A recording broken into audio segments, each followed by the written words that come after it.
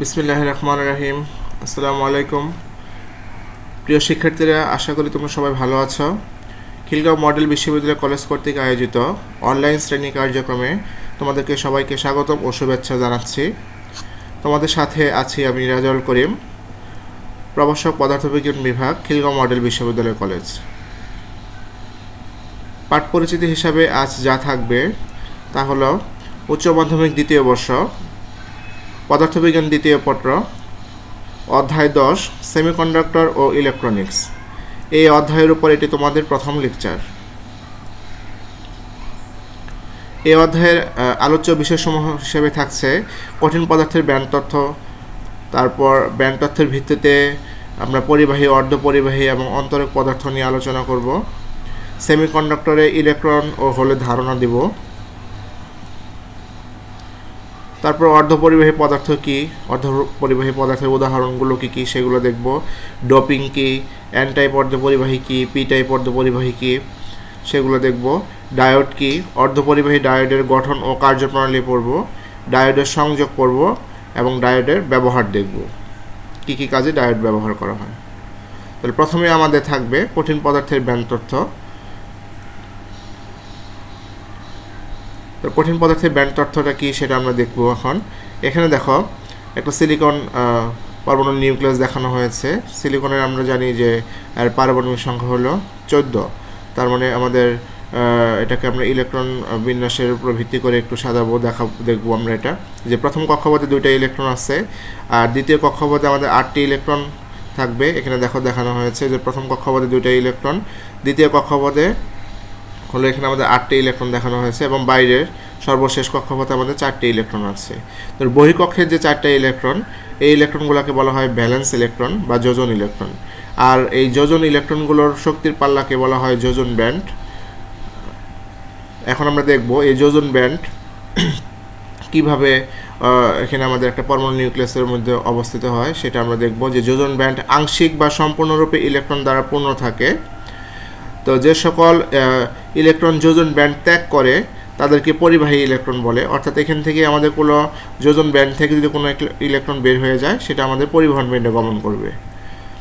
তারপর এখানে আমাদের দেখো যে পরিবাহী ইলেকট্রন কর্তৃক দখলকৃত ব্যান্ডকে পরিবাহী ব্যান্ড বলে। তার মানে এখান থেকে একটা ইলেকট্রন বের হয়ে যখন মুক্তভাবে চলাফেরা করবে তখন যে পরিবাহী ব্যান্ডে যে অবস্থান করবে ওই জায়গাটায় আমরা বলবো কি ইলেকট্রনটা পরিবাহী ব্যান্ডে আছে। যোজন ব্যান্ডের পরেই এই ব্যান্ডের অবস্থান, অর্থাৎ পরিবহন ব্যান্ডের অবস্থানটা হবে আমাদের যোজন ব্যান্ডের পরেই, মানে যোজন ব্যান্ড থেকে কোনো একটা ইলেকট্রন বের হলেই আমাদের পরিবহন ব্যান্ডে গমন করবে ইলেকট্রন। এটি পরিবাহী ব্যান্ডটা আমাদের কি ইলেকট্রন দ্বারা পূর্ণ থাকতে পারে অথবা কি খালিও থাকতে পারে।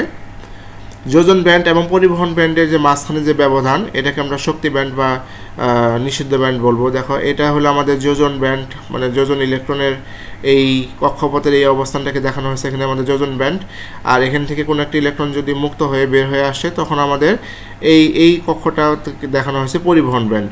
এখন এই যোজন ব্যান্ড এবং এই পরিবহন ব্যান্ড এই দুটোর মাঝখানে যে ব্যান্ডটা অবস্থান করতেছে সেটার নাম হলো আমাদের নিষিদ্ধ ব্যান্ড বা ফরবিডেন ব্যান্ড। এই গ্যাপটাকে বলা হয় আমাদের কি এনার্জি গ্যাপ, ইজি দিয়ে প্রকাশ করা হয় এটা। নিষিদ্ধ শক্তি ব্যান্ড অঞ্চলে কোনো অনুমোদিত শক্তিস্তর না থাকায় এখানে কোনো ইলেকট্রন থাকতে পারবে না। তাহলে আমরা এখানে দেখো নিষিদ্ধ ব্যান্ড কোনটাকে বলছি, যে যোজন ব্যান্ড এবং এই পরিবহন ব্যান্ড এই দুটো মাঝখানে যে আমাদের গ্যাপটা সেটা হলো আমাদের নিষিদ্ধ ব্যান্ড। এই নিষিদ্ধ ব্যান্ডের ভিতরে ইলেকট্রন চলাফেরা করতে পারবে, যাতায়াত করতে পারবে, কিন্তু ইলেকট্রন অবস্থান করতে পারবে না। তো এখন আমরা দেখব ব্যান্ড তথ্যের ভিত্তিতে পরিবাহী, অর্ধপরিবাহী এবং অন্তরক কাকে বলে এবং এগুলোর বৈশিষ্ট্যগুলো আমরা দেখব। তো তড়িৎ পরিবাহীদের ধর্মের উপর ভিত্তি করে কঠিন পদার্থকে আমরা 3 ভাগে ভাগ করেছি। একটা হলো পরিবাহী বা কন্ডাক্টর, আরেকটা হলো অর্ধপরিবাহী বা সেমিকন্ডাক্টর এবং আরেকটা হলো অন্তরক বা ইনসুলেটর। তাহলে পরিবাহী কাকে বলে? তো যে সকল পদার্থের মধ্যে দিয়ে সহজেই তড়িৎ প্রবাহিত হতে পারে তাকে পরিবাহী বলে। সাধারণত ধাতব পদার্থ সুপরিবাহী হয়। এই পরিবাহীগুলোর উদাহরণ হিসাবে থাকে হলো সোনা, তামা, রূপা, অ্যালুমিনিয়াম ইত্যাদি হলো আমাদের সুপরিবাহী পদার্থ। এখন আমরা দেখব এই পরিবাহী পদার্থের বৈশিষ্ট্যগুলো কী কী। এখানে দেখো একটা চিত্র দেখানো হয়েছে পরিবাহী পদার্থের। এটা হলো আমাদের যোজন ব্যান্ড আর এটা হলো আমাদের পরিবহন ব্যান্ড। মাঝখানে আমাদের যেটা দেখানো হয়েছে সেটা হলো আমাদের এনার্জি গ্যাপ। তাহলে পরিবহন ব্যান্ড পূর্ণ থাকবে, পরিবাহীর বৈশিষ্ট্য এটা হিসাবে থাকে। যোজন ব্যান্ড এবং পরিবহন ব্যান্ডের মাঝামাঝি শক্তির ব্যবধান থাকে না, অর্থাৎ এনার্জি গ্যাপটা হলো 0। তার মানে যে এখানে আমাদের যে যোজন ব্যান্ড এবং পরিবহন ব্যান্ড এর মাঝখানে যে গ্যাপটা সেটাকে বলা হয় এনার্জি গ্যাপ। পরিবাহী পদার্থের ক্ষেত্রে এই এনার্জি গ্যাপের মানটা হলো আমাদের 0 বা 0। তাপমাত্রা বৃদ্ধির সাথে এর পরিবাহকত্ব হ্রাস পায়, এটা একটা পরিবাহী পদার্থের বৈশিষ্ট্য। সাধারণ তাপমাত্রায় এর ভিতর দিয়ে তড়িৎ প্রবাহ চলে, এগুলো হলো আমাদের পরিবাহী পদার্থের বৈশিষ্ট্য। এখন আমরা দেখব অর্ধপরিবাহী পদার্থ কি। তাহলে যে সমস্ত পদার্থের তড়িৎ পরিবাহিতা অন্তরক এবং পরিবাহীর মাঝামাঝি তাদেরকে অর্ধপরিবাহী পদার্থ বলে। অর্ধপরিবাহী পদার্থের উদাহরণ হিসাবে থাকে জার্মানিয়াম, সিলিকন ইত্যাদি। প্রকৃতিতে বেশি পরিমাণ সিলিকন পাওয়া যায়, তাই এই জন্য অর্ধপরিবাহী পদার্থ হিসেবে সিলিকনকে বেশি ব্যবহার করা হয়। অর্ধপরিবাহী পদার্থের বৈশিষ্ট্যগুলো দেখো কী কী। এখানে দেখো চিত্র দেখানো হয়েছে অর্ধপরিবাহী পদার্থের। তো এখানে দেখো এটা দেখানো হচ্ছে যোজন ব্যান্ড, এটা পরিবহন ব্যান্ড। এর মাঝখানে এই গ্যাপটা, এটাকে বলা হয়েছে আমাদের নিষিদ্ধ ব্যান্ড বা এনার্জি গ্যাপ, এটা হলো ইজি। অর্ধপরিবাহীর ক্ষেত্রে এই নিষিদ্ধ ব্যান্ড বা এনার্জি গ্যাপের মানটা হলো আমাদের প্রায় 1 ইলেকট্রন ভোল্টের কাছাকাছি। তার মানে এখানে আমাদের অর্ধপরিবাহী পদার্থের কিছু বৈশিষ্ট্য দেখব, যে এই পদার্থের পরিবহন ব্যান্ড প্রায় খালি থাকে, মানে এখানে কোনো ইলেকট্রন থাকলেও অল্প পরিমাণ থাকে বা খালি থাকে। তারপর যোজন ব্যান্ড এবং পরিবহন ব্যান্ডের মাঝখানে শক্তি ব্যবধান, এই যে যোজন ব্যান্ড এবং পরিবহন ব্যান্ডের মাঝখানে যে গ্যাপটা, এই গ্যাপটা এনার্জি গ্যাপ বলা হয়। এই এনার্জি গ্যাপটা প্রায় 1 ইলেকট্রন ভোল্টের কাছাকাছি। তাপমাত্রা বৃদ্ধির সাথে এর পরিবাহকত্ব বৃদ্ধি পায়, এটা অর্ধপরিবাহীর একটা বৈশিষ্ট্য। পরম শূন্য তাপমাত্রায় অর্ধপরিবাহী অন্তরকের মতো আচরণ করে। এতে কোনো অপদ্রব্য হিসেবে ত্রিযোজী বা পঞ্চযোজী মৌল মিশালে এর পরিবাহকত্ব বৃদ্ধি পায়, এটা একটা মোস্ট ইম্পর্টেন্ট বৈশিষ্ট্য। 5 নম্বর বৈশিষ্ট্যটা অর্ধপরিবাহীর, যে এখানে আমরা কোনো অপদ্রব্য বা ভেজাল মিশাবো, সেই ভেজাল হিসাবে আমরা যাকে মিশাতে পারি সেটা হলো ত্রিযোজী বা পঞ্চযোজী মৌল। এটা মিশালে এর ভিতর দিয়ে আমাদের কি অর্ধপরিবাহীর তড়িৎ পরিবাহকত্ব বৃদ্ধি পাবে। তাহলে এখন দেখবো আমরা হলো অন্তরক পদার্থ কি। যে সকল পদার্থের মধ্যে দিয়ে তড়িৎ চলাচল করতে পারে না, সে সমস্ত পদার্থকে আমরা অন্তরক পদার্থ বলি। তো এই অন্তরক পদার্থ উদাহরণ হিসাবে থাকে কাঁচ, রাবার, চীনামাটি ইত্যাদি। মানে যে সকল পদার্থের ভিতর দিয়ে নর্মালি তড়িৎ প্রবাহিত হয় না, সে সকল পদার্থটাই হলো আমাদের অন্তরক পদার্থ। এখন আমরা অন্তরক পদার্থের বৈশিষ্ট্যগুলো দেখব। এখানে দেখো আবার চিত্র দেখানো হয়েছে, যেটা যোজন ব্যান্ড, এটা পরিবহন ব্যান্ড, আর এই মাঝখানে যে গ্যাপ এটা হলো আমাদের এনার্জি গ্যাপ। এখন অন্তরক পদার্থের ক্ষেত্রে এই এনার্জি গ্যাপের মানটা অনেক বেশি, এই জন্য কোনো ইলেকট্রন এখান থেকে যোজন ব্যান্ড থেকে পরিবহন ব্যান্ডে গমন করতে পারে না। এখন পরিবহন ব্যান্ডে যদি আমরা কোনো ইলেকট্রন না পাই, তাহলে আমরা সেখান থেকে কোনো কারেন্টও পেতে পারি না, এই জন্য অন্তরক পদার্থের ভিতর দিয়ে কোনো তড়িৎ প্রবাহিত হয় না। তাহলে দেখো এখানে অন্তরক পদার্থের বৈশিষ্ট্যগুলো কি, যে পরিবহন ব্যান্ড সম্পূর্ণই খালি থাকে, মানে এই ব্যান্ডটা সম্পূর্ণরূপে খালি থাকবে। যোজন ব্যান্ড এবং পরিবহন ব্যান্ডের মাঝখানে এনার্জি গ্যাপটা বেশি থাকে। এখানে দেখো এনার্জি গ্যাপ দেখানো হয়েছে, এনার্জি গ্যাপটা প্রায় 7 ইলেকট্রন ভোল্টের কাছাকাছি, মানে অনেক বেশি। তাপমাত্রা বৃদ্ধির সাথে সাধারণত এর পরিবাহকত্ব সৃষ্টি হয়। সাধারণ তাপমাত্রায় এর ভিতর দিয়ে কোনো তড়িৎ প্রবাহিত হয় না। এগুলো হলো আমাদের অন্তরকের বৈশিষ্ট্য। এখন আমরা দেখব সেমিকন্ডাক্টরের ইলেকট্রন এবং হোলের ধারণা। এই সেমিকন্ডাক্টর পদার্থের ভিতরে আমাদের ইলেকট্রন অবস্থা থাকে, আমাদের হোলও থাকে। সেই ইলেকট্রন এবং হোলটা কি সেটা আমরা একটু দেখব। এখন দেখো একটা চিত্র দেখানো হয়েছে, চিত্রটা একটু মনোযোগ সহকারে দেখার চেষ্টা করো। এখানে দেখো যে ইলেকট্রনগুলো এক জায়গা থেকে আরেক জায়গায় মানে লাফ দিয়ে চলে আসতেছে, এবং এখানে একটা করে ফাঁকা জায়গা সৃষ্টি হচ্ছে। এখানে দেখো ফাঁকা জায়গা সৃষ্টি হচ্ছে। এই ফাঁকা জায়গাটাকে মূলত বলা হচ্ছে হোল। এই ফাঁকা জায়গাগুলোকে বলা হচ্ছে হোল। হোল মানে কি, আমাদের আগে ইলেকট্রন ছিল, এখন নাই, সেই ফাঁকা জায়গাটাকে আমরা হোল বলছি। মানে ইলেকট্রনের অ্যাবসেন্ট বা ইলেকট্রনের অনুপস্থিতকেই বলা হচ্ছে হোল। মানে ইলেকট্রন ছিল, সেটা নেগেটিভ চার্জ, এখন সেখান থেকে ইলেকট্রন চলে গেছে, সেখানে কিছু নাই, মানে আমরা ধরবো সেখানে পজিটিভ চার্জ আছে, মানে হোল আছে। এটা হলো আমাদের ইলেকট্রন ও হোলের ধারণা। এখন দেখবো যে অর্ধপরিবাহী পদার্থ কি। যে অর্ধপরিবাহী পদার্থ বলতে কি বুঝো, কয়েকটি অর্ধপরিবাহী পদার্থের নাম লিখো। দেখো এখানে যে সকল পদার্থের তড়িৎ পরিবাহকত্ব অন্তরক এবং পরিবাহকের মাঝামাঝি, তাকে আমরা বলবো অর্ধপরিবাহী, এবং তাপমাত্রা বৃদ্ধি পেলে যাদের রোধ কমে, অর্থাৎ কি তড়িৎ পরিবাহকত্ব বাড়ে, এবং সুবিধাজনক অপদ্রব্য যোগ করলে, অর্থাৎ কি ভেজাল মিশালে এদের তড়িৎ পরিবাহকত্ব মানে ধর্মের উল্লেখযোগ্য পরিবর্তন ঘটে, মানে তড়িৎ পরিবাহকত্ব বেড়ে যায়, তাদেরকে আমরা বলবো কি অর্ধপরিবাহী পদার্থ। অর্ধপরিবাহী পদার্থের উদাহরণ হিসাবে আমরা মানে যাদেরকে ব্যবহার করি সেটা হলো germanium, silicon, cadmium, sulphide, gallium arsenide ইত্যাদি হলো আমাদের অর্ধপরিবাহী পদার্থের উদাহরণ হিসাবে ব্যবহার করা হয়। এখন দেখবো আমরা অর্ধপরিবাহী পদার্থটা কত প্রকার। দেখো অর্ধপরিবাহী পদার্থ হলো দুই প্রকার, একটা হলো ইন্ট্রিনসিক সেমিকন্ডাক্টর বা বিশুদ্ধ অর্ধপরিবাহী বা সহজাত অর্ধপরিবাহী বলা হয় এটাকে, আরেকটা হলো এক্সট্রিনসিক সেমিকন্ডাক্টর বা ভেজালযুক্ত অর্ধপরিবাহী, এটার আরেকটা নাম হলো বহিজাত অর্ধপরিবাহী।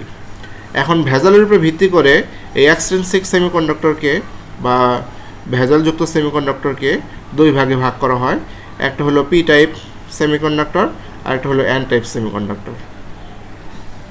এখন আমরা দেখব যে ডোপিং কাকে বলে। ডোপিংটা হলো যে আমরা ওই যে একটু আগে দেখলাম যে এক্সটেন্সিক সেমিকন্ডাক্টরের সাথে ভেজাল মেশানোর ফলে পি টাইপ এবং এন টাইপ সৃষ্টি হয়েছে। এই ভেজাল মেশানোর এই প্রক্রিয়াটাকেই বলা হয় ডোপিং, মানে বিশুদ্ধ অর্ধপরিবাহীর সাথে কোনো একটা অপদ্রব্য ভেজাল হিসাবে যে এটা ব্যবহার করা হয়, অপদ্রব্য মিশানো হয় বা ভেজাল মিশানো হয়, সেই ভেজাল মিশানোর প্রক্রিয়াটাকে বলা হয় ডোপিং। দেখো এখানে আমরা সংজ্ঞাটা দেখি যে বিশুদ্ধ অর্ধপরিবাহীতে খুবই সামান্য পরিমাণ, প্রায় দেখা যাচ্ছে 1 কোটিতে 1টি এই ধরনের যদি আমরা কোনো বিশেষ অপদ্রব্য মেশানো হয় তাহলে মুক্ত ইলেকট্রন ও হোলের সৃষ্টি হয়, এই মিশ্রণটাকে বলা হয় ডোপিং। তাহলে ডোপিংয়ের জন্য আমরা দুই ধরনের অপদ্রব্য ব্যবহার করি বা দুই ধরনের ভেজাল মেশানো হয়। একটা হলো পর্যায় সারণীর তৃতীয় সারির মৌল হিসাবে ভেজাল মেশানো হয়। তৃতীয় সারির মৌল হিসাবে আমরা এখানে যেমন বোরন, অ্যালুমিনিয়াম, গ্যালিয়াম, ইন্ডিয়াম এগুলো ব্যবহার করি। আর আরেকটা ব্যবহার করা হয় পর্যায় সারণীর পঞ্চম সারির মৌল। পঞ্চম সারির মৌল হিসাবে আমাদের এখানে হিসাবে ব্যবহার করি ফসফরাস, আর্সেনিক, অ্যান্টিমনি, বিসমাথ, এগুলো হলো আমরা ডোপিং বা ভেজাল হিসাবে ব্যবহার করে থাকি। এখন দেখব যে পি টাইপ অর্ধপরিবাহী কাকে বলে। তো আমরা বললাম যে বিশুদ্ধ অর্ধপরিবাহীর সাথে ভেজাল মিশালেই পি টাইপ এবং এন টাইপ সৃষ্টি হয়। এখন ভেজাল মিশানোর উপর ভিত্তি করে এটাকে আমরা দুই ভাগে ভাগ করেছিলাম অর্ধপরিবাহী পদার্থকে, একটা হলো পি টাইপ অর্ধপরিবাহী আর একটা হলো এন টাইপ অর্ধপরিবাহী। আর ভেজাল মিশানো যে অপদ্রব্য হিসাবে যেগুলো ব্যবহার করি সেগুলো হলো ত্রিযোজী মৌল হিসাবে যেগুলো থাকে সেগুলো ব্যবহার করি এবং পঞ্চযোজী মৌল হিসাবে ব্যবহার করি যেগুলো থাকে। তাহলে পি টাইপ বিশুদ্ধ অর্ধপরিবাহীর সাথে যদি ত্রিযোজী পর্যায় সারণীর আমাদের তৃতীয় সারির কোনো মৌল যদি ত্রিযোজী মৌল হিসেবে কোনো অপদ্রব্য মিশানো হয় তাকে আমরা পি টাইপ অর্ধপরিবাহী বলি। অর্থাৎ বিশুদ্ধ অর্ধপরিবাহীর সাথে ত্রিযোজী কোনো মৌল মিশালে যে অর্ধপরিবাহীর সৃষ্টি হয় তাকে পি টাইপ অর্ধপরিবাহী বলা হয়। তো এখানে আমাদের ত্রিযোজী মৌল হিসাবে ব্যবহার করা হয় যে বোরন, অ্যালুমিনিয়াম, গ্যালিয়াম, ইন্ডিয়াম, এগুলো হলো আমাদের ত্রিযোজী মৌল হিসাবে অপদ্রব্য ব্যবহার করা হয় এখানে। তারপর দেখো এন টাইপ অর্ধপরিবাহী কাকে বলে। যে কোনো বিশুদ্ধ অর্ধপরিবাহীতে সামান্য পরিমাণ পঞ্চযোজী মৌল মিশালে যে অর্ধপরিবাহী সৃষ্টি হয় তাকে আমরা এন টাইপ অর্ধপরিবাহী বলি। অর্থাৎ বিশুদ্ধ অর্ধপরিবাহীর সাথে ত্রিযোজী মৌল মিশালে সৃষ্টি হয় পি টাইপ অর্ধপরিবাহী, এবং বিশুদ্ধ অর্ধপরিবাহীর সাথে পঞ্চযোজী মৌল অপদ্রব্য হিসাবে মেশানো হলে তাকে বলা হয় এন টাইপ অর্ধপরিবাহী। এখন এখানে আমাদের পঞ্চযোজী মৌল হিসাবে থাকে ফসফরাস, আর্সেনিক, অ্যান্টিমনি, বিসমাথ, এগুলোকে আমরা পঞ্চযোজী মৌল হিসাবে ব্যবহার করে থাকি। এখন আমরা দেখব যে পি টাইপ অর্ধপরিবাহী গঠনের কৌশলটা কীরূপ সেটা দেখব আমরা। যে কোনো বিশুদ্ধ অর্ধপরিবাহীর সাথে সামান্য ত্রিযোজী মৌল মিশালে যে অর্ধপরিবাহী সৃষ্টি হয় তাকে আমরা পি টাইপ অর্ধপরিবাহী বলি। এখানে একটা ক্রিস্টাল স্ট্রাকচার দেখানো হয়েছে পি টাইপ অর্ধপরিবাহীর ক্ষেত্রে। দেখো এখানে গ্যালিয়াম হিসাবে আমরা অর্ধপরিবাহী পদার্থ নিচ্ছি এবং ত্রিযোজী মৌল হিসাবে আমরা এখানে অ্যালুমিনিয়াম নিয়েছি। দেখো অ্যালুমিনিয়াম তার তিনটা, আমরা জানি ত্রিযোজী মৌল মানে আমাদের কি এখানে অ্যালুমিনিয়াম হাত তিনটা থাকবে, এই তিনটা হাত দ্বারা তিনটা গ্যালিয়ামকে শেয়ার করেছে। এখানে দেখো এখানে একটা ফাঁকা জায়গা আছে, সেটাকে আমরা হোল বলবো। এই যে হোল মানে ইলেকট্রন শেয়ারের জন্য এখানে আমাদের গ্যালিয়ামকে শেয়ার করার জন্য আমাদের যে ইলেকট্রনটা প্রয়োজন সেটা নাই, তার মানে একটা ফাঁকা জায়গা রয়েছে, এটাকে বলা হয়েছে হোল। তো দেখো এখানে আমরা দেখবো একটু যে জার্মানিয়াম বা সিলিকন ক্যালাসে যদি উপযুক্ত ত্রিযোজী মৌল, দেখো এখানে জার্মানিয়াম দেখানো হয়েছে। জার্মানিয়ামের বা সিলিকন হিসাবে আমরা এটা ব্যবহার করতে পারি। এখানে আমরা ত্রিযোজী মৌল হিসাবে অ্যালুমিনিয়াম ব্যবহার করেছি। এখন দেখো এখানে সমযোজী বন্ধন গঠন করতে একটা ইলেকট্রনের ঘাটতি পড়ে গেছে। এই যে এখানে এই ঘাটতিটা হলো আমাদের কি ইলেকট্রনের ঘাটতি, মানে ইলেকট্রনের অ্যাবসেন্ট আছে এখানে, এটাকে আমরা হোল হিসাবে ব্যবহার মানে ধারণা দিব আর কি। যে ফলে ক্যালাসে একটা পজিটিভ হোল সৃষ্টি হয়। ত্রিযোজী অপদ্রব্য ইলেকট্রন গ্রহণ করে বলে এদেরকে অ্যাকসেপ্টর বা গ্রাহক বলা হয়, গ্রাহক পরমাণু বলে। হোল দ্বারা পরিবাহকত্ব বৃদ্ধি পায় বলে এই ধরনের ভেদাল অর্ধপরিবাহীকে পি টাইপ অর্ধপরিবাহী পদার্থ বলা হয়। তারপর দেখব আমরা এন টাইপ অর্ধপরিবাহী পদার্থ। যে বিশুদ্ধ অর্ধপরিবাহী পদার্থের সাথে পঞ্চযোজী কোনো মৌল মিশালে যে অর্ধপরিবাহী সৃষ্টি হয় সেটা হলো আমাদের এন টাইপ অর্ধপরিবাহী। এখানে দেখো যে জার্মানিয়াম বা সিলিকন, আমরা জার্মানিয়াম বা সিলিকনকে আমরা বিশুদ্ধ অর্ধপরিবাহী হিসেবে ব্যবহার করেছি। এবং এখানে একটা পঞ্চযোজী দেখো একটা মৌল দেখানো হয়েছে এখানে, আর্সেনিক। তো এইখানে দেখো পঞ্চযোজী মানে 5টা ইলেকট্রন, মানে 5টা হাত থাকবে। তাহলে এখানে দেখো যে 4টা ইলেকট্রন দ্বারা 4টা জার্মানিয়ামকে শেয়ার করেছে। এখানে একটা মুক্ত ইলেকট্রন অবশিষ্ট হিসাবে থাকে, এই যে মুক্ত ইলেকট্রন, যেহেতু আর 5টা হাত আছে তো 4টা হাত দ্বারা 4টা জার্মানিয়ামকে শেয়ার করেছে, ওখানে একটা মুক্ত ইলেকট্রন রয়ে গেছে। তার মানে এখানে একটা ইলেকট্রনের বাড়তি থাকে। তো ফলে একটা কি অতিরিক্ত ইলেকট্রন সৃষ্টি হয়। পঞ্চযোজী অপদ্রব্য ইলেকট্রন দান করে বলে একে দাতা বা ডোনার পরমাণু বলে। ইলেকট্রন দ্বারা পরিবাহকত্ব বৃদ্ধি পায় বলে এই ধরনের ভেজাল অর্ধপরিবাহীকে এন টাইপ অর্ধপরিবাহী পদার্থ বলা হয়। এখন আমরা কিছু চিরন্তন সত্য দেখব যে এন টাইপ অর্ধপরিবাহী পদার্থের ভিতরে, মানে অর্ধপরিবাহী পদার্থের ভিতরেই আমাদের ভেজাল যখন করব তার উপরে ভিত্তি করে তো পি টাইপ এবং এন টাইপ সৃষ্টি করা হয়। যখন পি টাইপ এবং এন টাইপ সৃষ্টি হবে তখন পি টাইপ অর্ধপরিবাহীর ভিতরে ইলেকট্রনও থাকবে, হোলও থাকবে, কিছু কম বেশি থাকে, সেটাই আমরা দেখব চিরন্তন সত্য হিসেবে। এবং এন টাইপ পদার্থের ভিতরেও একই রকম, যে কিছু হোল থাকবে, কিছু ইলেকট্রন থাকবে। তাহলে পি টাইপ অর্ধপরিবাহী পদার্থের ভিতরে মুখ্য বাহক হিসাবে থাকবে হোল, অর্থাৎ পি টাইপ অর্ধপরিবাহী পদার্থের বেশি থাকবে হলো হোল এবং কম থাকবে মানে গৌণবাহক হিসাবে থাকবে হলো আমাদের ইলেকট্রন। একই রকমভাবে এন টাইপ অর্ধপরিবাহীর ক্ষেত্রে মুখ্য বাহক হলো ইলেকট্রন, অর্থাৎ এন টাইপ অর্ধপরিবাহীতে বেশি পরিমাণ থাকবে ইলেকট্রন এবং গৌণবাহক হিসাবে থাকবে হোল, মানে কম থাকবে আমাদের এন টাইপ অর্ধপরিবাহীতে, কম থাকবে হোল। তাহলে অর্ধপরিবাহী তো আমরা সৃষ্টি করলাম পি টাইপ অর্ধপরিবাহী এবং এন টাইপ অর্ধপরিবাহী। এখন এই পি টাইপ এবং এন টাইপ অর্ধপরিবাহীকে আমরা জোড়া লাগাবো, অর্থাৎ অর্ধপরিবাহী ডায়োড সৃষ্টি করব। যে অর্ধপরিবাহী ডায়োড কি বা সংযোগ ডায়োড কাকে বলে, তাহলে আমরা দেখব এখন অর্ধপরিবাহী ডায়োড কি। একটি পি টাইপ এবং একটি এন টাইপ অর্ধপরিবাহীকে পরস্পরের সাথে জোড়া লাগিয়ে যে যন্ত্র তৈরি করা হয় তাকে অর্ধপরিবাহী ডায়োড বা জাংশন ডায়োড বা সংযোগ ডায়োড বলে। এখানে দেখো এখানে আমরা এই ডায়োডের কিছু চিত্র দেখানো হয়েছে, যে ব্লক ডায়াগ্রামটা দেখতে এরকম, পিএন যেহেতু জোড়া লাগানো হয়েছে, আর যে সিম্বল ডায়াগ্রামটা দেখো দেখতে এরকম হবে। এই প্রান্ত এটাকে বলা হয় আমাদের প্লাস প্রান্ত, অর্থাৎ এটা পি, আর এই অংশটাকে বলা হয় আমাদের মাইনাস প্রান্ত, অর্থাৎ এটাকে বলা হয় আমাদের এন। এখন দেখো মানে ডায়োডটাকে দেখতে কেমন, মানে বাজারে যখন ডায়োড কিনতে যাও বা ডায়োড বাজারে দেখতে এই যে এরকমই দেখতে হয়। যে এখানে দেখো একটু যে এক প্রান্ত একটু রিং পরানো আছে, আরেক প্রান্ত একটু মানে কালো বর্ডার করা আছে। তাহলে এই দেখো এখানে রিং পরা, এখানে দেখো অ্যাশ কালার একটু রিং পরানো আছে। এই প্রান্তটাকে বলা হয় আমাদের এন টার্মিনাল বা এন প্রান্ত, আর ওই বাকি অংশটাকে বলা হয় আমাদের পি টার্মিনাল। এবং দেখতে এরকম ডায়োডটা, বাস্তবে ডায়োডটা দেখতে এরকম। তাহলে আমরা দেখবো এখন অর্ধপরিবাহী ডায়োডের গঠন ও কার্যাবলী কেমন হয়, মানে ডায়োডটাকে কিভাবে গঠন করা হয়।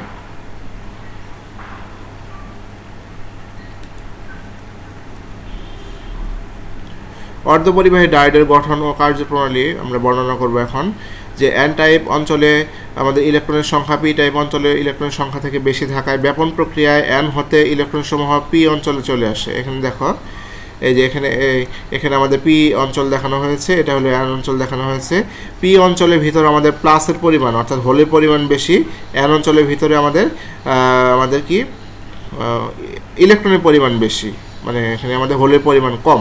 তাহলে এখন যখন আমরা এটাকে জোড়া লাগাবো তখন আমাদের এন টাইপ অঞ্চলে ইলেকট্রনের সংখ্যা পি টাইপ অঞ্চলে আমাদের ইলেকট্রনের সংখ্যা থেকে বেশি থাকার কারণে ব্যাপন প্রক্রিয়ায় আমাদের এন অঞ্চল হতে হোলসমূহ ইলেকট্রনসমূহ পি অঞ্চলে চলে আসে। আবার পি অঞ্চলে হোলের সংখ্যা বেশি, এই জায়গাতে হোলের সংখ্যা বেশি। তো এখান থেকে আমাদের পি অঞ্চল হতে কি, যেহেতু আমাদের এখানে হোলের সংখ্যা বেশি, এখান থেকে আমাদের হোলসমূহ এন অঞ্চলের দিকে চলে আসে। এসব ইলেকট্রন ও হোলসমূহ পরস্পরের সাথে মিলে মানে প্রশমিত হয়ে যায়, ফলে কি ইলেকট্রন ও হোলের আদান প্রদান দুটো অঞ্চলের সংযোগস্থলে কাছাকাছি অংশে বেশি হয়। মানে সংযোগস্থলটা হলো আমাদের এটা, এই অঞ্চলে আমাদের আদান প্রদানটা ইলেকট্রনটা বেশি। যেমন এখান থেকে যদি আমরা একটা ইলেকট্রন চলে আসে, এখান থেকে যদি আমাদের হোল চলে আসে, এখানে আমাদের আদান প্রদানটা বেশি হয় এই অঞ্চলটা। তো এরূপ আদান প্রদানের ফলে সংযোগস্থলে একটি মুক্ত চার্জহীন বা খালি বা ডিপ্লেশন এলাকা সৃষ্টি হয়। এই জায়গাটা খালি জায়গা সৃষ্টি হয়, একটা পজিটিভ আসলে একটা নেগেটিভ আসে, একটা আরেকটাকে নিউট্রাল করে দেয়, এই জায়গাটা খালি জায়গা সৃষ্টি হয়। এই খালি জায়গাটাকে বলা হয়েছে আমাদের ডিপ্লেশন লেয়ার বা ডিপ্লেশন এলাকা। জাংশনের এক পাশে ধনাত্মক চার্জযুক্ত আয়ন এবং অন্য পাশে ঋণাত্মক চার্জযুক্ত আয়ন থাকে। এসব আয়নের ফলে আমাদের সংযোগস্থলে একটা বিভব প্রাচীর গড়ে ওঠে। এই সংযোগস্থলে একটা প্রাচীর গড়ে ওঠে, এটাকে বলা হয়েছে আমরা ডিপ্লেশন লেয়ার কিন্তু বলছিলাম এখানে। তো উপরিক্ত বিভব প্রাচীরে আমাদের হোল ও ইলেকট্রন উভয় চলাচলে বাধা দেয় বলে প্রবাহ কালক্রমে বন্ধ হয়ে যায় এবং সাম্যাবস্থা সৃষ্টি হয়। অর্থাৎ এখানে আমাদের কিছু অবস্থান করতে পারবে না, এখানে সাম্যাবস্থা থাকবে। তো জাংশন অঞ্চলে যে বিভব পার্থক্য সৃষ্টি হয় তাকে আমরা কি জাংশন ভোল্টেজ বা স্পর্শ ভোল্টেজ বলবো এখানে। এখন আমরা দেখব যে ডায়োডের সংযোগ কত প্রকার।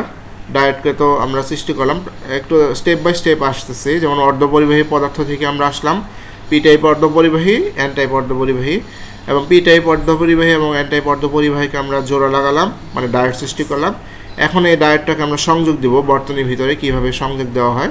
ডায়োডের সংযোগ নর্মালি হলো আমাদের দুই ধরনের, একটা হলো সম্মুখবর্তী বায়াস বা ফরওয়ার্ড বায়াস, আর একটা হলো বিপরীতমুখী বায়াস বা রিভার্স বায়াস। তাহলে সম্মুখবর্তী বায়াস বা ফরওয়ার্ড বায়াস কি, এটাকে আমরা সংক্ষেপে এফবি বলি। আমরা দেখবো এটা ফরওয়ার্ড বায়াসটা কাকে বলে। যে সম্মুখবর্তী বায়াস বা ফরওয়ার্ড বায়াস কি, যে পি অঞ্চলে একটি ব্যাটারির ধনাত্মক প্রান্তের সাথে এবং এন অঞ্চলে একটি ব্যাটারির ঋণাত্মক প্রান্তের সাথে যুক্ত করলে তড়িৎ প্রবাহিত হয়। এখানে দেখো একটা চিত্র দেখানো হয়েছে, এটা পি অঞ্চল, পি টাইপ অর্ধপরিবাহী, এখানে এন টাইপ অর্ধপরিবাহী, এটাকে জোড়া লাগানো হয়েছে এবং এখানে একটা ব্যাটারির সাথে কানেকশন দেওয়া হয়েছে।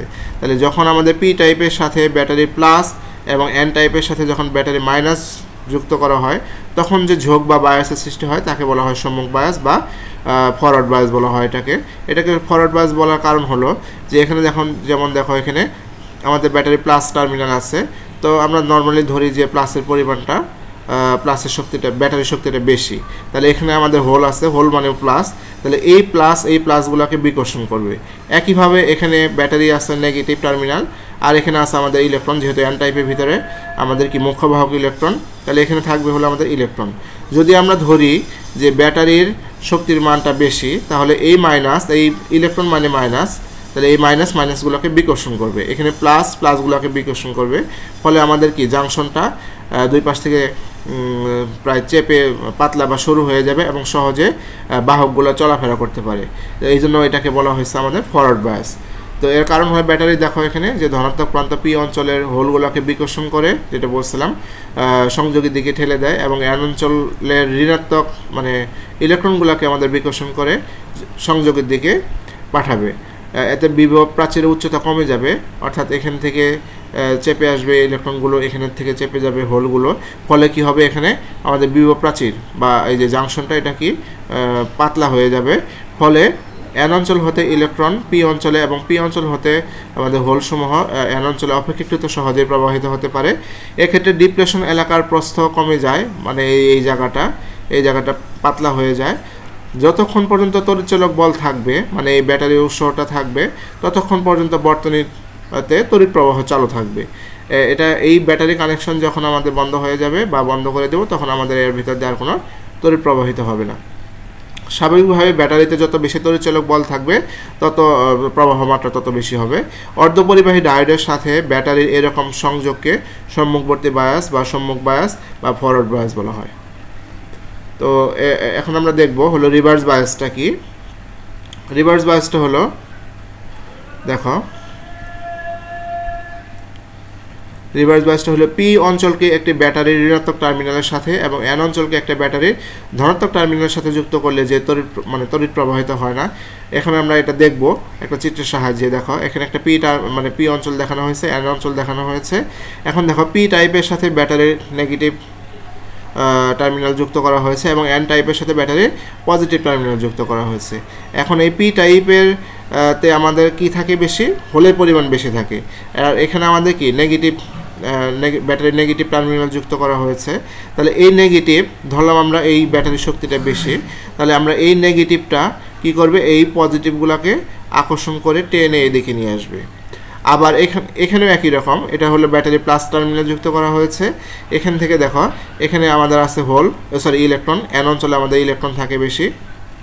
তো এখানকার ইলেকট্রনগুলোকে এটা যেহেতু আমাদের প্লাস আছে, এটা মাইনাস, তার মানে কী করবে, আকর্ষণ করলে আমাদের এখান থেকে ইলেকট্রনগুলোকে আকর্ষণ করে এইদিকে ব্যাটারি এদিকে নিয়ে আসবে।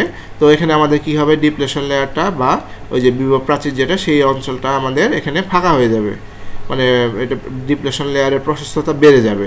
ফলে কি হবে না, কোনো ইলেকট্রন বা হোল সহজেই প্রবাহিত হতে পারবে না। এজন্য বলা হয় রিভার্স বায়াসের ক্ষেত্রে কোনো ইলেকট্রন বা হোল কি প্রবাহিত হয় না, অর্থাৎ কোনো কারেন্ট পাওয়া যায় না। এটা মনে রাখতে হবে, রিভার্স বায়াসের ক্ষেত্রে কোনো কারেন্ট প্রবাহিত হয় না। কারেন্ট প্রবাহিত হলেও ব্যাটারির সংযোগ দেওয়ার সাথে সাথে খুবই অল্প পরিমাণ হয়তো হতে পারে, সেটা প্রায় কত মাইক্রো অ্যাম্পিয়ারের পরিমাণ মতো কারেন্ট প্রবাহিত হলেও হতে পারে।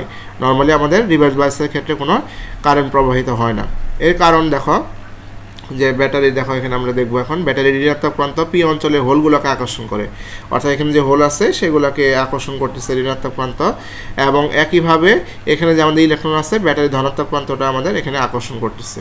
ফলে কি হচ্ছে, এটা এই যে বিভব প্রাচীরটা ফাঁকা হয়ে যাচ্ছে, এতে যে বিভব প্রাচীরের উচ্চতা বেড়ে যাচ্ছে, এক্ষেত্রে ডিপ্লেশন এলাকার প্রস্থ বেড়ে যাচ্ছে, এই প্রশস্ততা বেড়ে যাচ্ছে। বর্তনী সম্পূর্ণ না হয় বা পূর্ণ না হওয়াতে কোনো কারেন্ট প্রবাহিত হচ্ছে না। অর্ধপরিবাহী ডায়োডের সাথে ব্যাটারি এরকম সংযোগকে আমরা বিমুখী বায়াস বা বিপরীতমুখী বায়াস বা পশ্চাৎমুখী বায়াস বা রিভার্স বায়াস বলবো। এখানে দেখো আমি কিছু ডায়াগ্রাম দেখাবো। এখানে দেখো একটা ফরওয়ার্ড বায়াসের ডায়াগ্রাম দেখানো হয়েছে, যে এগুলাকে বলা হয়েছে হোল, আর এখানে আমাদের এগুলাকে বলা হয়েছে ইলেকট্রন। তাহলে যখন আমরা এটাকে পি টার্মিনাল, এটাকে এন টার্মিনাল যদি ধরা হয়, তাহলে পি এর সাথে যখন আমরা ব্যাটারি প্লাস যুক্ত করছি, তখন এখান থেকে আমাদের এই প্লাস টার্মিনালটা এই হোলগুলোকে বিকর্ষণ করে জাংশনের দিকে ঠেলে দিচ্ছে। একই রকমভাবে এখানে এই নীল বাবলগুলো দেখানো হয়েছে হলো ইলেকট্রন। তাহলে এই মাইনাস এই ইলেকট্রনগুলোকে বিকর্ষণ করে আমাদের জাংশনের দিকে ঠেলে দিচ্ছে। ফলে জাংশনটা কি হচ্ছে, পাতলা বা সরু হয়ে যাচ্ছে যখন আমরা কানেকশনটা দেই তখন, এবং এর ভিতর দিয়ে সহজে কারেন্ট প্রবাহিত হচ্ছে। এটা একটা ফরওয়ার্ড বায়াসের একটা চিত্র দেখানো হয়েছে। এখানে দেখো একটা রিভার্স বায়াসের ডায়াগ্রাম দেখানো হয়েছে। এটা হলো আমাদের ফরওয়ার্ড বায়াসের আরেকটা ডায়াগ্রাম দেখানো হয়েছে। এখানে পি টাইপের সাথে ব্যাটারি প্লাস, এন টাইপের সাথে ব্যাটারি মাইনাস যুক্ত করে দেখো ডিপ্লেশন লেয়ার বা ওই যে বিভব প্রাচীরটা দুই পাশ থেকে চেপে এটা পাতলা হয়ে যাচ্ছে, ফলে কি কারেন্ট সহজে প্রবাহিত হতে পারছে। এই দুটো ডায়াগ্রাম আমাদের এখানে ফরওয়ার্ড বায়াস হিসেবে দেখানো হয়েছে। এখানে দেখো একটা আমরা রিভার্স বায়াসের ডায়াগ্রাম দেখাবো। এখানে দেখো এটা পি টার্মিনাল, এটা এন টার্মিনাল। তাহলে পিতে আমাদের বেশি আছে হলো হোল, তাহলে এটা আছে আমাদের ব্যাটারির কি নেগেটিভ টার্মিনাল, মানে কি এটা মাইনাস, আর এখানে আছে প্লাস। ফলে কি করবে, এই মাইনাস এই প্লাসগুলোকে আকর্ষণ করে টেনে এদিকে নিয়ে আসবে। আবার এখানেও একই রকমভাবে এখানে আছে আমাদের মাইনাস, আর এখানে ব্যাটারি আছে প্লাস। ফলে কি করবে, এই প্লাস এই মাইনাসগুলোকে টেনে এদিকে নিয়ে আসবে। ফলে এই ডিপ্লেশন লেয়ারটার প্রশস্ততা বেড়ে যাবে। তো প্রশস্ততা বেড়ে গেলে এর ভিতর দিয়ে কোনো কারেন্ট প্রবাহিত হবে না, অর্থাৎ ফাঁকে জায়গা সৃষ্টি হবে, বর্তনীটা সম্পূর্ণ হবে না, এর ভিতর দিয়ে কোনো কারেন্ট প্রবাহিত হবে না। এই জন্য এটাকে বলা হয়েছে রিভার্স বায়াস। আর আমরা দুটো ডায়াগ্রাম দেখবো। দেখো এখানে একটু খেয়াল করো, এই যে একটা ডায়োডের সিম্বল দেখানো হয়েছে। এই ডায়োডের এই যে এখানে একটা দেখো একটু দাগ দেওয়া আছে, এটা হলো আমাদের নেগেটিভ টার্মিনাল বোঝানো হয়, আর এই পাশের অংশটাকে এই পাশের অংশটাকে বলা হয় পজিটিভ টার্মিনাল। তাহলে দেখো এখানে এইটা ব্যাটারি লাগানো হয়েছে, ব্যাটারির এই লম্বা অংশটাকে বলা হয় প্লাস, আর ছোট অংশগুলোকে বলা হয় মাইনাস। তাহলে এই প্লাসের সাথে যখন এখানকার প্লাস যুক্ত হয়, অর্থাৎ ফরওয়ার্ড বায়াস হয়। আমি কিন্তু বলেছি আগেই যে ফরওয়ার্ড বায়াস কীভাবে হয়, পি অঞ্চলের সাথে ব্যাটারি প্লাস এবং এন অঞ্চলের সাথে ব্যাটারি মাইনাস যুক্ত হলে ফরওয়ার্ড হয়। দেখো এখানে পি অঞ্চলের সাথে যখন ব্যাটারি প্লাস যুক্ত হয় তখন ফরওয়ার্ড হয় এবং ফরওয়ার্ড বায়াসের ক্ষেত্রে কারেন্ট প্রবাহিত হয়। অর্থাৎ এখানে যে একটা বাল্ব দেখানো হচ্ছে, এই বাল্বটা হলো কি আমাদের জ্বলে ওঠে যখন ফরওয়ার্ড বায়াসে কানেকশন করি। একইভাবে এখানে যখন আমরা রিভার্স বায়াসে কানেকশন করি তখন দেখো বাল্বটা অফ হয়ে যাচ্ছে। মানে এখানে রিভার্স মানে কি আমাদের এনের সাথে বা এখানে এনের সাথে এখানে যে প্লাস যুক্ত করা হয় সে তখন আমাদের রিভার্স বায়াস যুক্ত হয়, তখন আমাদের দেখো বাল্বটা অফ হয়ে যায় এখানে। তার মানে আমরা একটু মনে রাখবো এটা চিরন্তন সত্যের মতো যে পি টাইপের সাথে ব্যাটারি প্লাস এবং এন টাইপের সাথে ব্যাটারি মাইনাস যুক্ত করলে আমাদের ফরওয়ার্ড বায়াস হয়, আর উল্টোটা ঠিক যে এন টাইপের সাথে ব্যাটারির প্লাস এবং কি পি টাইপের সাথে ব্যাটারি মাইনাস যুক্ত করলে আমাদের রিভার্স বায়াস হয়। এই ডায়াগ্রামগুলো থেকে এখানে আমরা দেখতে পাই। এখানে আমরা আরেকটা চিত্র দেখব। এখানে দেখো একটা ডায়োডকে দেখানো হয়েছে, এটা হলো একটা ডায়োডের সিম্বল। এখন দেখো এখানে একটা +6 ভোল্টের একটা ব্যাটারি লাগানো হয়েছে, এটা হলো প্লাস টার্মিনাল ব্যাটারি। তাহলে এই প্লাসের সাথে এই ডায়োডের এই যে অংশ এটা হলো প্লাস, এই প্লাসটা যখন যুক্ত করা হয় অর্থাৎ ফরওয়ার্ড বায়াস যুক্ত করা হয় তখন আমাদের এখানে বাল্বটা জ্বলে, দেখো খেয়াল করো একটু। আবার যখন এটা নেগেটিভের সাথে এটা প্লাস টার্মিনাল যুক্ত করা হয় তখন বাল্বটা অফ হয়ে যাচ্ছে। অর্থাৎ পজিটিভের সাথে পজিটিভ যুক্ত করলে ফরওয়ার্ড হয় এবং সেক্ষেত্রে আমাদের কারেন্ট প্রবাহিত হয়, আর পজিটিভের সাথে নেগেটিভ যুক্ত হলেই আমাদের রিভার্স হয় এবং সেক্ষেত্রে আমাদের কারেন্ট প্রবাহিত হয় না এবং বাল্বটা জ্বলে না। এটা হলো আমাদের এখানে কিছু ডায়াগ্রাম দেখানো হয়েছে, এগুলো একটু মনোযোগ সহকারে দেখবে সবাই। তারপর দেখবো আমরা একটু ডায়োডের আইভি লেখচিত্র। আইভি লেখচিত্রটা কেমন, যে অর্ধপরিবাহী ডায়োডের বৈশিষ্ট্য বর্ণনা করো এবং জানার ক্রিয়া বা জানার বিভব বলতে কি বোঝো সেটা আমরা দেখব। তো চিত্রে দেখো, এখানে চিত্রে একটা যে ভিআই একটা লেখচিত্র দেখানো হয়েছে, মানে এক্স অক্ষে আমাদের ভোল্টেজ এবং ওয়াই অক্ষে আমাদের কারেন্ট ব্যবহার করা হয়েছে। তো এই অংশটাকে আমরা একটু ফরওয়ার্ড বায়াসের জন্য দেখাবো, এই জন্য এটাকে এই যে এফ দিয়ে প্রকাশ করা হয়েছে, মানে ভিএফ মানে ফরওয়ার্ড ভোল্টেজ, আইএফ মানে ফরওয়ার্ড কারেন্ট। আর এখানে খুবই অল্প পরিমাণ কারেন্ট প্রবাহিত হবে, মিলি অ্যাম্পিয়ার পরিমাণ। তো আমরা দেখো যে সম্মুখ ভোল্টেজে আমাদের কি ভিএফ বৃদ্ধির সঙ্গে সঙ্গে কারেন্ট বৃদ্ধি পায় না। দেখো এখানে যে ভোল্টেজ বাড়াচ্ছে কিন্তু কারেন্ট বৃদ্ধি পায় না, একটা নির্দিষ্ট ভোল্টেজ অতিক্রম করার পর এরা কি মানে ভোল্টেজ বাড়ার সাথে সাথে কারেন্টটা প্রবাহিত হয়। জার্মেনিয়াম ডায়োডের জন্য যদি আমরা জার্মেনিয়ামকে অর্ধপরিবাহী হিসেবে ব্যবহার করি সেক্ষেত্রে 0.3 ভোল্টেজ বাড়ানোর পরে, এবং যদি আমরা অর্ধপরিবাহী পদার্থ হিসেবে সিলিকন ব্যবহার করি সেক্ষেত্রে আমাদের 0.7 ভোল্টেজ বাড়ানোর পরে এদের কি হয়, আমাদের সম্মুখ কারেন্ট মানে আইএফ এত পর্যন্ত, মানে জার্মেনিয়ামের জন্য আমাদের কি 0.3 ভোল্টেজ পর্যন্ত এবং সিলিকনের জন্য 0.7 ভোল্ট পর্যন্ত আমাদের কারেন্টের মান শূন্য থাকে। তারপর যখন আমরা কি এই ভোল্টেজগুলো অতিক্রম করব তখন ভোল্টেজ বাড়ার সাথে সাথে কারেন্টের মানটা দেখো এখানে সোজা বেড়ে যাচ্ছে। তাহলে 0.3 ভোল্টেজ এবং 0.7 ভোল্টেজ হলো জার্মানিয়াম এবং সিলিকনের জন্য অভ্যন্তরীণ বিভব প্রাচীর ভোল্টেজ V0 বলা হয় এটাকে। এই বিভব প্রাচীর অতিক্রম করা না পর্যন্ত কারেন্ট প্রবাহ শুরু হয় না। এখানে এটা দেখানো হয়েছে। এখানে আমাদের যে অর্ধপরিবাহী পদার্থ হিসাবে যদি আমরা জার্মানিয়ামকে ব্যবহার করি তাহলে আমরা যখন এটাকে ভোল্টেজ 0.3 ভোল্টেজ অতিক্রম করবে তারপর আমাদের কারেন্ট পাওয়া যাবে। আর যদি অর্ধপরিবাহী পদার্থ হিসেবে আমরা সিলিকন ব্যবহার করি সেক্ষেত্রে আমাদের কি 0.7 ভোল্টেজ অতিক্রম করার পর কারেন্ট পাওয়া যায়। এখন যখন এই যে ফরওয়ার্ড ভোল্টেজ যখন আমাদের এই যে বিভব প্রাচীর ভোল্টেজ অপেক্ষা বড় হয় তখন আইএফ এর মান দ্রুত বৃদ্ধি পায়। তাই কি আমাদের এই যে আইএফ খারাপভাবে চিত্রে দেখানো হয়েছে, খারাপভাবে উপরের দিকে উঠছে। চিত্রে দেখো এখন একটা বিমুখী ঝোঁকের জন্য বা রিভার্স বায়াসের জন্য আমরা দেখাবো। এখানে আমরা দেখেছিলাম হলো ফরওয়ার্ড বায়াসের জন্য, এখানে আমরা দেখবো হলো রিভার্স বায়াসের জন্য। তাহলে এখানে আমরা রিভার্স ভোল্টেজ হিসেবে ভিআর ব্যবহার করব আর রিভার্স কারেন্ট হিসেবে আইআর। এখানে দেখো খেয়াল করো যে খুবই অল্প পরিমাণ কারেন্টের দেখানো হচ্ছে এখানে মাইক্রো অ্যাম্পিয়ার পরিমাণ। তাহলে দেখো এখানে দেখো যে বিমুখী ঝোঁকে ভিআর বৃদ্ধির সঙ্গে সঙ্গে যে কারেন্ট কি আইআর বৃদ্ধি পেয়ে যে আই নোটে পৌঁছায়। এরপর কি বিপরীত ভোল্টেজ বাড়লেও কারেন্ট আর কি হয় না, আমাদের বাড়ে না, অর্থাৎ আর এ নটের মানটা স্থির অবস্থায় থাকে। তো আই নট এই কারেন্টটাকে বলা হয় আমাদের কি সম্পৃক্ত কারেন্ট বা ক্ষরণ কারেন্ট বলা হয়। ভোল্টেজ অনেক বাড়ালেও কারেন্ট স্থির থাকে। তো বিপরীতমুখী বায়াসে ভোল্টেজ বৃদ্ধি করে একটা ক্রান্তিক মানে পৌঁছলে দেখা যায় যে কি বিপরীত কারেন্ট হঠাৎ করে অনেক গুণ, দেখো এখানে চিত্রে দেখানো হয়েছে যে বিপরীত কারেন্টটা হঠাৎ করে অনেক গুণ বেড়ে যায়।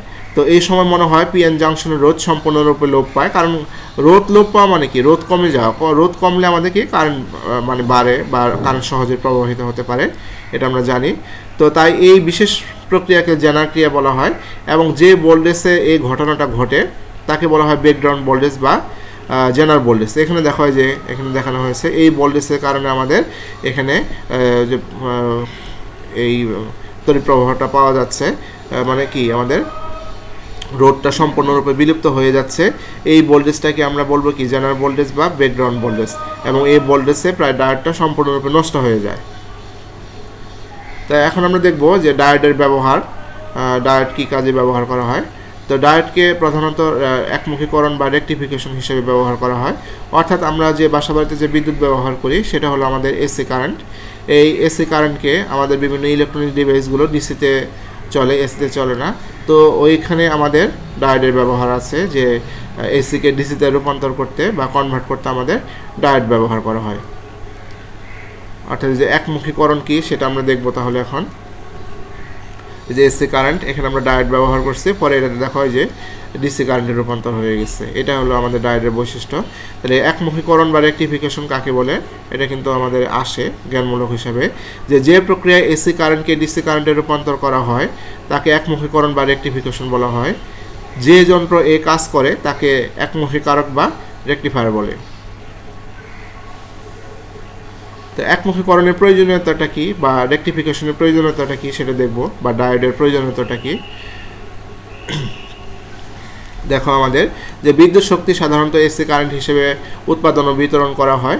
সরবরাহকৃত ভোল্টেজ সাইন তরঙ্গের আকৃতিতে পরিবর্তিত হয়, এবং আমাদের দেশে এর কম্পাঙ্ক মানে এসি কারেন্টের কম্পাঙ্ক হলো 50 হার্টজ, অর্থাৎ এটি সেকেন্ডে 50 বার ডিরেকশন চেঞ্জ করে। এই ভোল্টেজ ব্যবহার করা হয় আলো এবং তাপ সৃষ্টিতে, এবং কি তড়িৎ মোটর ইত্যাদিতে ব্যবহার করা হয়। তো ইলেকট্রনিক্স যন্ত্রাংশে কম্পিউটার, মোবাইল, টিভি ইত্যাদিতে প্রায় সবগুলোই ডিসিতে চলে, ডিসি কারেন্টে। আর ডিসি কারেন্টের প্রধান উৎস হচ্ছে ব্যাটারি বা ওই যে শুষ্ককোষ, কিন্তু এদের ভোল্টেজ বেশ কম থাকায় ইলেকট্রনিক যন্ত্রপাতি চালানোর জন্য প্রয়োজনীয় ডিসি কারেন্ট সবসময় পাওয়া যায় না, এবং এগুলো প্রায়ই পরিবর্তন করতে হয় বলে বেশ ব্যয়বহুল। তাই এসি কারেন্টকে ডিসি কারেন্টে রূপান্তরিত করার প্রয়োজন দেখা যায়। এই হিসাবে আমাদের এসি কারেন্টকে ডিসি কারেন্ট হিসেবে ব্যবহার করা হয়, এবং এটাকে এখানে এসি কারেন্টকে ডিসি কারেন্টের রূপান্তর করতে ডায়োডকে ব্যবহার করা হয়। দেখো মানে এই লেকচার থেকে আমরা যা যা শিখলাম, যে কঠিন পদার্থের ব্যান্ড তথ্য কি, ব্যান্ড তথ্য ব্যাখ্যা করেছি। তো ব্যান্ড তথ্যের ভিত্তিতে আমরা পরিবাহী, অর্ধপরিবাহী এবং আন্তরিক পদার্থগুলো আলোচনা করলাম। তারপর সেমিকন্ডাক্টর, ইলেকট্রন ও হোলের ধারণা দিয়েছি এই ক্লাসে। তো দেখো আরও কী কী শিখলাম এখান থেকে, যে অর্ধপরিবাহী পদার্থ কি, ডপিং কি, ডপিং, তারপরে অ্যান্টাইপ অর্ধপরিবাহী পদার্থ কি, অ্যান্টাইপ অর্ধপরিবাহী কীভাবে সৃষ্টি হয় সেটা দেখলাম। পি টাইপ অর্ধপরিবাহী কি, পি টাইপ অর্ধপরিবাহী কীভাবে সৃষ্টি হয় সেটা দেখেছি। তারপরে ডায়োড কি, তারপরে ডায়োডের গঠন ও কার্যপ্রণালী কী সেটা শিখেছি। তারপরে যে ডায়োডের কীভাবে সংযোগ দেওয়া হয়, অর্থাৎ যে ফরওয়ার্ড বায়াস, রিভার্স বায়াস সংযোগ দেওয়া হয় সেটা পড়েছি। তারপর ডায়োডের ব্যবহার করেছি। তো আজকে এ পর্যন্তই শেষ করছি আজকের লেকচার। পরবর্তী লেকচার ক্লাস করার জন্য সবাইকে আমন্ত্রণ জানাচ্ছি। ধন্যবাদ সবাইকে।